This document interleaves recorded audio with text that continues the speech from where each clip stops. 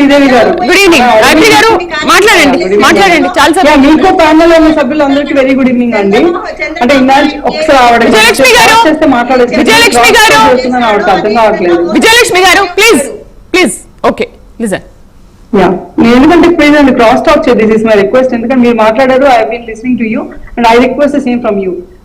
Thing is అంటే శ్రీదేవి గారు నుంచి మాట్లాడుతున్నారు. మీకు గుర్తు ఉంటే 2014 to 2019 వరకు అప్పుడు కూడా అపోజిషన్ ఉన్న వైసీపీ పార్టీ అంటే ఏ రకంగా అయినా సరే మనం పాలిటిక్స్ చేయొచ్చు, ఎంతకైనా దిగజారొచ్చు అంటానికి ఒక ఎగ్జాంపుల్ చెప్తానండి. అప్పుడు కూడా తిరుమల దేవస్థానంలో పింక్ డైమండ్ లేని పింక్ డైమండ్ ని సృష్టించి అది ఆ ఆర్గ్యుమెంట్ ని బలపరచడానికి ఏకంగా రమణ దీక్షితులు గారు లాంటి పెద్ద వ్యక్తిని తీసుకొచ్చి ప్రెస్ ముందు నిలబెట్టి అవును పింక్ డైమండ్ ఉంది, అది కొట్టేశారు అంటే టీడీపీ గవర్నమెంట్ తీసేసుకుంది, చంద్రబాబు నాయుడు గారు వాళ్ళ ఇంట్లో పెట్టుకున్నారు, లేకపోతే బ్రాహ్మణి గారి నగలపెట్టిలో పెట్టారు అని చెప్పి మాట్లాడిన దుర్మార్గపు పార్టీ ఏదైనా ఉంటే అది మాత్రం వైసీపీ పార్టీ అండి. అంటే ఇది క్రెడిబిలిటీ చూసుకుంటే వీళ్ళకి ఫస్ట్ నుంచి కూడా ఎప్పుడు government TDP government last 5 years లో కూడా జరగనివన్నీ జరిగినట్టు, ఏదో ఇప్పుడు టీడీపీ గవర్నమెంట్ వచ్చాక లేనిపోయిన క్రైమ్స్ అని జరిగిపోతున్నట్టు సృష్టిస్తాం, ఎక్కడ నేను అబద్ధాలు చెప్తాం, దాన్ని సపోర్ట్ చేయడానికి అని చెప్పి ఫేక్ ఎవిడెన్సెస్ పుట్టిస్తాం. ఇదేంటో ఫస్ట్ టైం కాదు కదా. ఇప్పుడు నేను ఒక ఆడియో రిలీజ్ చేశారు, వీడియో రిలీజ్ చేశారు, ఎక్కడెక్కడో చనిపోయిన ఆవుల్ని ఆ వీడియో తన్నిటిని మర్జ్ చేసి మొత్తం 100 ఆవులు చనిపోయినాయని చెప్పి చెప్తున్నారు. ఇప్పుడు ఈవిడొచ్చి చెప్తున్నారు, ఈవిడే లిస్ట్ ఇలా చదివింది లాస్ట్ 1 year నుంచి 191 ఆవులు చనిపోయినాయని చెప్పి గోశాల రిలీజ్ చేసిందని చెప్పి ఆవిడ చదివారు. ఇదే కదా ఇప్పుడు మా ఈఓ గారు కూడా, ఇప్పుడు శ్యామలారావు గారు కూడా ఇదే చెప్పారు ప్రెస్ మీట్ పెట్టి.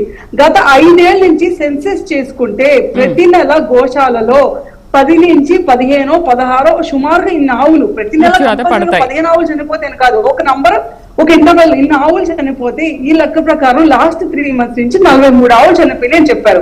ఇప్పుడు బిఆర్ నాయుడు గారు కూడా చెప్పిందలే, ఒక నెలకి 10 నుంచి 15 ఆవులు దాకా చనిపోతాయి సహజంగానే.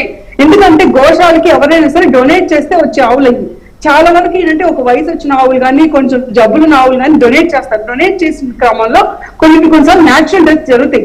అంటే లేని పింక్ డైమండ్ మీద రాజకీయం చేస్తాం, బతుకున్న ఆవుల మీద మేము రాజకీయం చేస్తాం, న్యాచురల్ గా చనిపోయిన ఆవులు కూడా అడ్డు పెట్టుకొని ఈ రోజు రోడ్డు మీద పడుకొని ఎవరు పడుకుంటుంది? భూమన కరుణాకర్ రెడ్డి.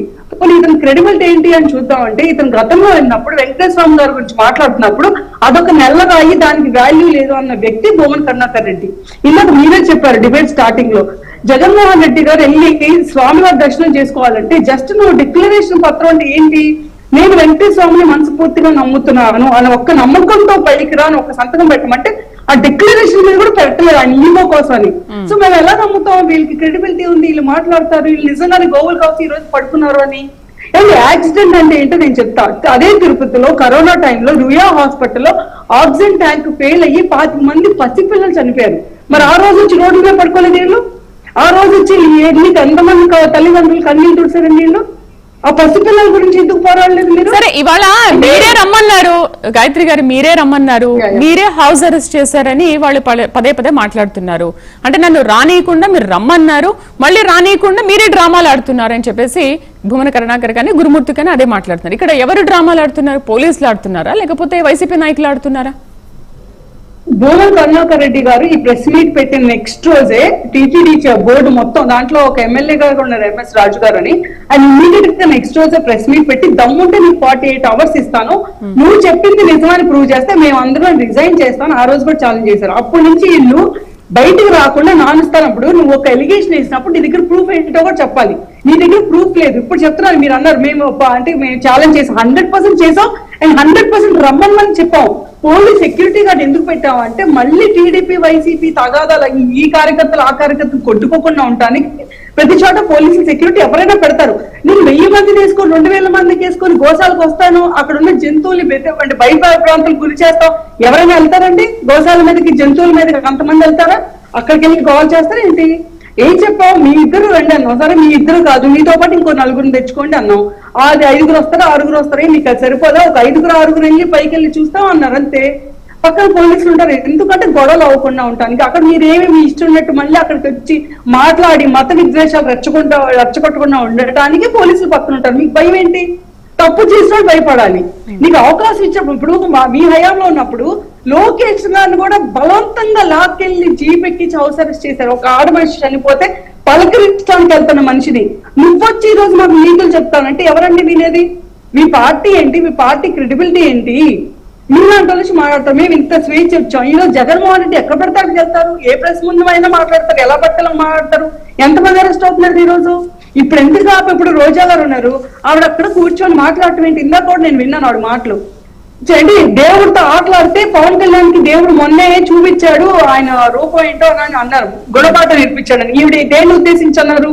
మొన్న వాళ్ళ బాబు అక్కడ చిన్న యాక్సిడెంట్ అయి సింగపూర్ స్కూల్లో అవుతే దాన్ని ఉద్దేశించి ఆవిడ అలా మాట్లాడుతున్నారు. అంటే ఈ మనిషి ఇట్లా మాట్లాడాక ఆమె ఏం మొహం పెట్టుకొని వచ్చి మాతో పోట్లాడిద్దండి?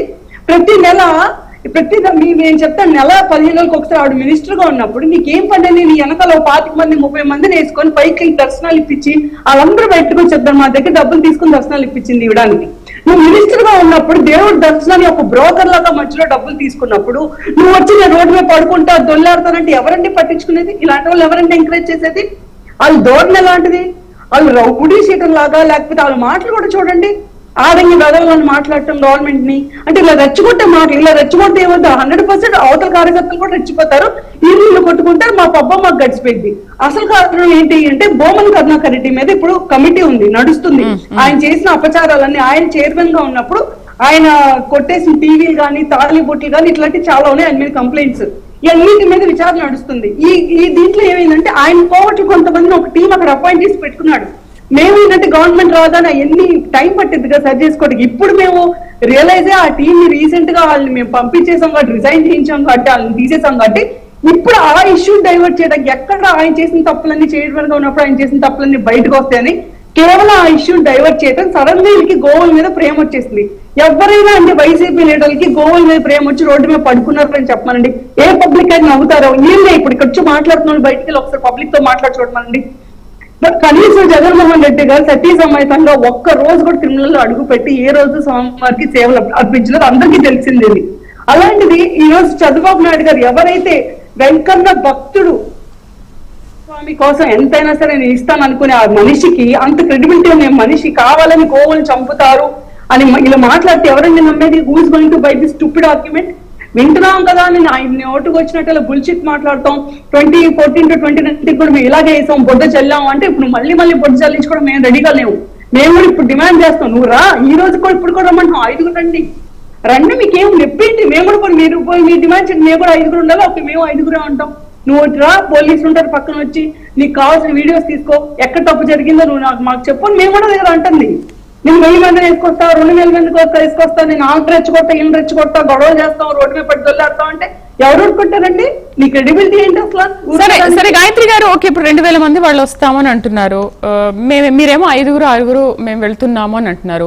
సరే అక్కడ పోలీసులు వాళ్ళని రిక్వెస్ట్ చేసిన విషయం కూడా మనం చూసాము, లేదండి మీరు ఇంతమంది వెళ్ళండి వాళ్ళు అంతమంది వస్తున్నారు కదా అని. ఓకే సరే, ఇప్పుడు 5 కాకపోతే ఒక 10 మంది వైసీపీ వాళ్ళు వస్తారు, నష్టం ఏంటి? పోనీ మీరైనా మాట్లాడాల్సింది కదా, 5 కాదు ఒక 10 మంది రండి, వచ్చి మీరే నిజంగా చూడండి అక్కడ నిజంగా ఏం జరిగిందనే విషయాన్ని మీరైనా కంట్రోల్ చేయొచ్చు కదా, పోనీ మీరైనా వాళ్ళని తీసుకొని వెళ్లాల్సింది కదా, అట్లీస్ట్ నిరూపించుకునే వాళ్ళు అయిపోయారు కదా. ఓకే సారీ శ్రీదేవి గారు, I tell you one more thing. ఇప్పుడు నిద్రలో పడుకున్నాడు లేపగలం కానీ పడుకుంటున్నట్టుగా నటిస్తున్నాడు నీళ్ళద్దాం అక్కడ రావాలని ఉద్దేశాలకి లేదండి. Even they know this is a drama అని. ఎక్కడ వస్తే మళ్ళీ ఇప్పుడు ఏం చెప్తారండి? పైకి వచ్చి ఏం చూసి ఏం చెప్తారు? వాళ్ళకి తెలుసు వాళ్ళు ఏం చేయలేరని. ఇప్పుడు ఏంటంటే మేము వస్తున్నట్టు యాక్ట్ చేయాలి కానీ వాళ్ళు రానివ్వట్లేదని మళ్ళీ మనమే డ్రామా చేయాలి. ఇదంతా వైసీపీకి ఏదైనా కొత్తగా వచ్చిందంటే వెన్నుతో పెట్టిన విద్య అన్నట్టుగా ఈ డ్రామాలు ఆడటం, నాటకాలు చేయటం ఇది ఫస్ట్ టైం. ఇప్పుడు మీరు అన్నారు ఓకే, మళ్ళీ ఇప్పుడు నేను కూడా ఓపెన్ గా పబ్లిక్ లో కూర్చొని చెప్తున్నాను, ఓకే బాబు గారు కానీ టీడీ చైర్మన్ గారు కానీ 10 మంది అలౌ చేయమని వెళ్తారా? నిజంగానే కట్టుబడి 10 మంది వెళ్తారా? నా గ్యారంటీ ఇవ్వండి, 10 మంది ఇల్లు, ఈ 10 మంది ఇళ్లలో ఎవరికి రౌడీజం చేద్దాం కానీ లేకపోతే మత విద్వేషాలు రెచ్చగొట్టే ఉద్దేశం లేని వాళ్ళు వెళ్తారు, నోటి దోల లేని వాళ్ళు వెళ్తారని 10 మంది పేరు చెప్పండి, వెళ్ళమనండి, హ్యాపీగా మేము ఏ గోళ చెయ్యం. నీ వెనకాల 4 రౌడీలు పెట్టుకుంటావు వైసీపీ కార్యకర్తల రూపంలో అంటే మేము ఒప్పుకోం 100%. నువ్వెవరు తిరుమల వచ్చి గొడవలు చేయడానికి మా హయాంలో? మేమెందుకు తీసుకోవాలి? నీకేదో ప్రూవ్ చేయడానికి, నువ్వు వేసిన అబద్ధాన్ని తుడుచుకోవడానికి మేమెందుకు మళ్ళీ ఇంకో గొడవలు సృష్టించుకుంటావు తిరుమలలో? Why will we take that risk? Right, విశ్లేషకులు కృష్ణాంజనేయులు కూడా మనతో పాటు జాయిన్ అయ్యారు. ఆయనతో మాట్లాడే ముందు ఒక చిన్న బ్రేక్ తీసుకుందాం. Stay with us.